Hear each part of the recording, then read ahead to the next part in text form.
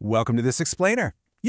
There's this amazing feeling when you buy a share, you do absolutely nothing, and then one random morning, a little chunk of cash just magically lands in your bank account.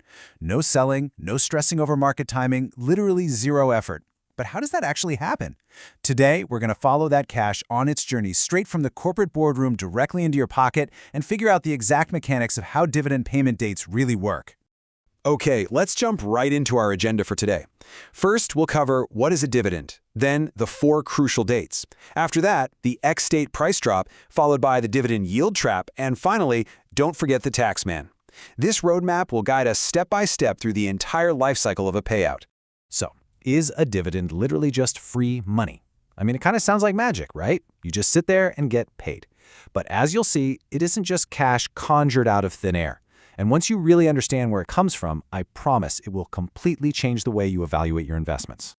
Let's start with part 1, what is a dividend? We're going to use a simple shop co-owner analogy to break this down. Think of the business you invested in as a local shop that you co-own with, say, thousands of other people.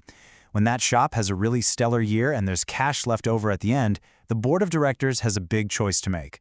They can either plow that money back into the business to open up new branches, or they can choose to pass a portion of those profits back to you, the owner. That payment, that's your dividend, and it's strictly mathematical. You get paid in proportion to the number of shares you hold. Basically, if you own more slices of the company pie, you get a much bigger cut of the payout.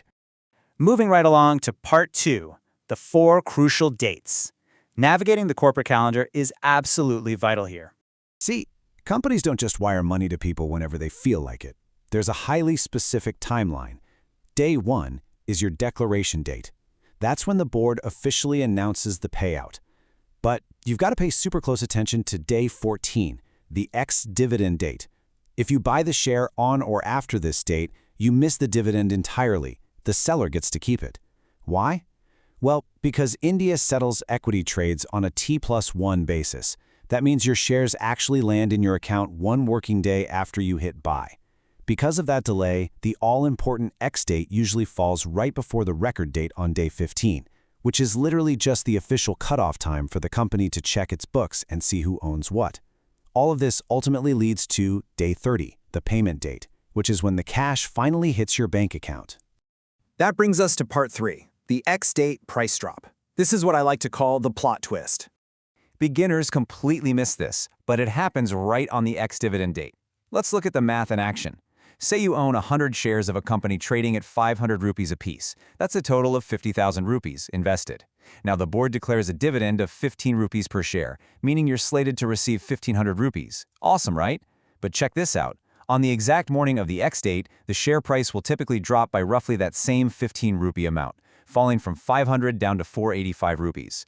Why does that happen? Because that 1,500 rupees in cash has physically left the company's bank account.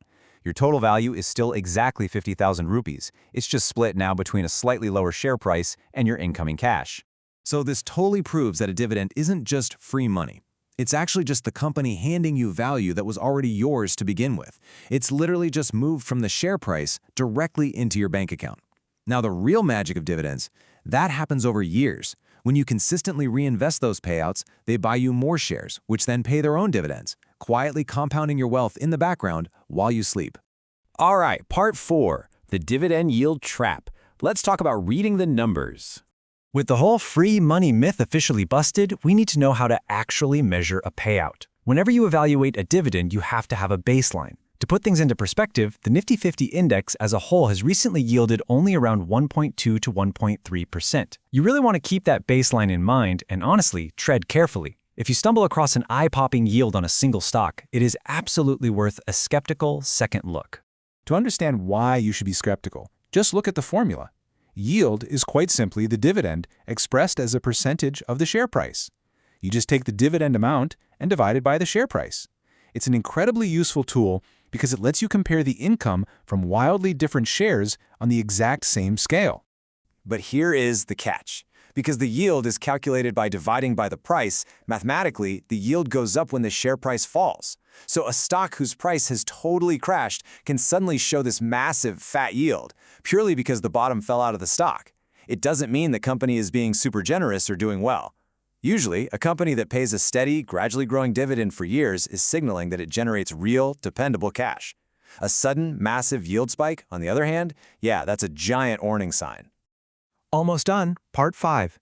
Don't forget the tax man. We've got to cover the post-2020 rules. Before you go counting that cash, we need to talk about the government's cut. The landscape here changed in a really big way recently. Up until 2020, this money actually reached you tax-free. Well, not anymore. Today, dividends are taxed directly in your hands at your normal income tax slab rate. Plus, the company will automatically deduct a 10% TDS if your payout from them crosses the 10,000 rupee mark in a financial year, which, by the way, was just raised from 5,000 effective April 2025. And a quick warning, if you haven't given the company your PAN, that TDS doubles to 20%. No way around it. But don't panic, this isn't some extra fee, it's literally just an advance payment that you adjust when you file your yearly tax return. So as you look at your own portfolio today, pick a share you own, or maybe when you have your eye on, and just divide its dividend by the current price. Sit with what those numbers are actually telling you. Is it a healthy, sustainable payout, or is it a trap propped up by a sinking share price?